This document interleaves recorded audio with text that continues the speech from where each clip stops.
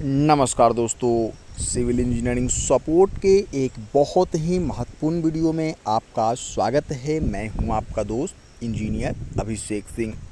जी हाँ दोस्त, मुझे भी पता है कि आप लोगों को इस तरीके के बन रहे घर में कोई भी इंटरेस्ट नहीं है, क्योंकि आप लोग इस तरीके के घर जो है वो नहीं बनवाने वाले हैं। कोई बात नहीं, आप वीडियो को छोड़ सकते हैं, लेकिन ये वीडियो मैं उन लोगों के लिए अपलोड कर रहा हूँ दोस्तों, जो कि दूर दराज के इलाके में रहते हैं और जिनके पास इन्वेस्टमेंट की कमी है, तो वही इस तरीके की घर बनाते हैं। अब दोस्तों उन लोगों के लिए मैं बता दूं कि अगर आप इस तरीके के घर बना रहे हैं तो क्या क्या चीज़ आपको ध्यान देना होगा, पूरी चीज़ें अच्छे तरीके से आप समझ सकते हैं। दोस्तों आप देख सकते हैं यहाँ पे जितना भी बाहरी दीवार है, सभी दीवार 10 इंच का होगा और इस स्ट्रक्चर टाइप को बोलते हैं दोस्तों लोड बियरिंग स्ट्रक्चर। ठीक है, जैसे कि फ्रेम्ड स्ट्रक्चर में होता था कि हम लोग कॉलम और बीम का इस्तेमाल करते थे और ईंट को जो है वो पर्दा की तरह इस्तेमाल करते थे, लेकिन लोड बियरिंग स्ट्रक्चर में आप देख रहे हैं कहीं भी कोई भी कॉलम या फिर बीम आपको देखने को नहीं मिल रहा है। तो ऐसे में दोस्तों घर का जो लोड है वो एक ईंट से दूसरे ईंट पे वर्टिकली ट्रांसफ़र होता है, मतलब ऊपर से नीचे की तरफ बिल्कुल सीधा जो है वो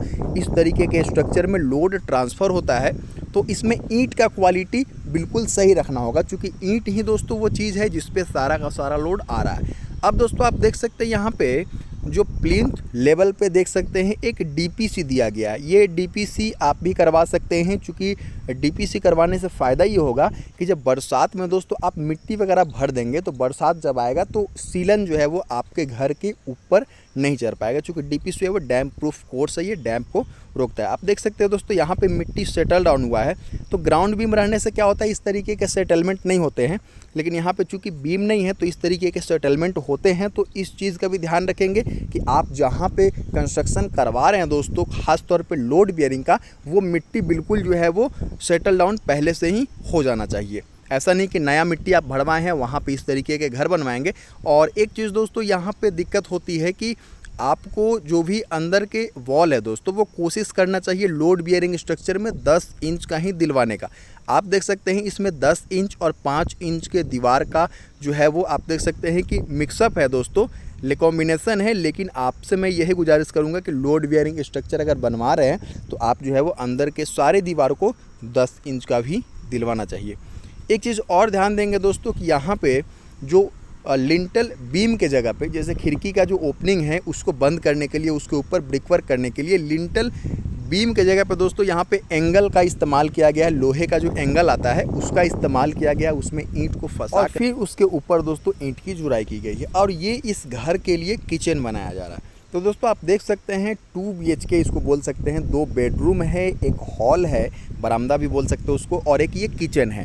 तो 2 BHK के यहाँ पे प्लान है दोस्तों। घर बनाना सभी का सपना होता है, मैं बहुत ही ज़्यादा इमोशनली अटैच्ड हूँ उन व्यूवर से भी जो इस तरीके के घर में रहते हैं या फिर बनवाने की सोच रहे हैं। लेकिन दोस्त इस तरीके के घर के जो लिमिटेशन होते हैं वो भी कुछ होते हैं, जैसे कि अगर अर्थक्वेक आता है दोस्तों, ये भूकंप रोधी ये बिल्कुल भी नहीं हुआ। ठीक है, भूकंप जब आएगा या फिर उस तरीके के कोई भी त्रासदी आएगी दोस्तों, तो सबसे ज़्यादा खतरनाक यही स्ट्रक्चर साबित होता है। तो इस चीज़ का भी ध्यान रखें दोस्तों। एक चीज़ मैं और ऐड करना चाहूँगा कि इस तरीके के जो लोड बियरिंग स्ट्रक्चर है, इसको बनाने में जो ईंट का पैसा है दोस्तों, ईंट की लागत है वो ज़्यादा लगता है, क्योंकि इसमें ज़्यादा ईंट की खपत होती है।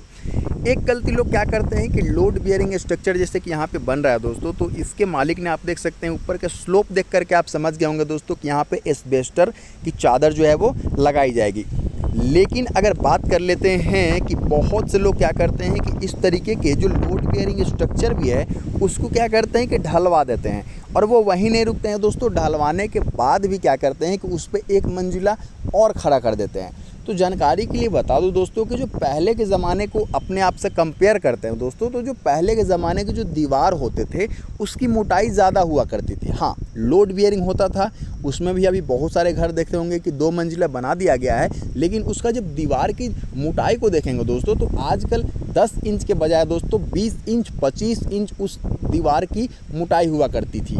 तो ये चीज़ें दोस्तों आपको समझना होगा कि चेंज कहाँ पे आया है और किस तरह से हमें उस चीज़ को जो है वो यूज करना है या फिर उस चीज़ से बचना है। तो सिर्फ कॉपी पेस्ट करने से नहीं होगा दोस्तों, आपको देखना होगा कि पहले के ज़माने में किस तरीके के मटेरियल इस्तेमाल हुए हैं और साथ ही साथ दोस्तों उसकी दीवार की मोटाई वगैरह क्या है। दोस्तों मैं तो यही सजेस्ट करूंगा कि अगर आपके पास पैसों की कमी है और आपको घर बनवाना है दोस्तों, अगर आपके पास समय है, ठीक है, तो आप फ्रेम्ड स्ट्रक्चर पर जाइए। लोड बेयरिंग स्ट्रक्चर बहुत ही लास्ट ऑप्शन रखिए दोस्तों, क्योंकि इसमें बहुत ज़्यादा फ्यूचर में आपको फ़ायदा होने वाला नहीं है। इस चीज़ का भी ध्यान रखेंगे। और ये घर थोड़ा सा रिस्की होता है with compare to framed structure. वैसे बहुत सारे घर बने हुए लोग रहते हैं, कोई दिक्कत वाली बात नहीं है। तो सारी चीज़ें मैंने आपको इस वीडियो में ऐड करी है दोस्तों। आप अपने अनुसार समझिए कि आपका ज़रूरत क्या है और आप इस घर को किस तरह से देख सकते हैं। फिर मिलते हैं, इजाज़त दीजिए। नमस्कार दोस्तों, धन्यवाद।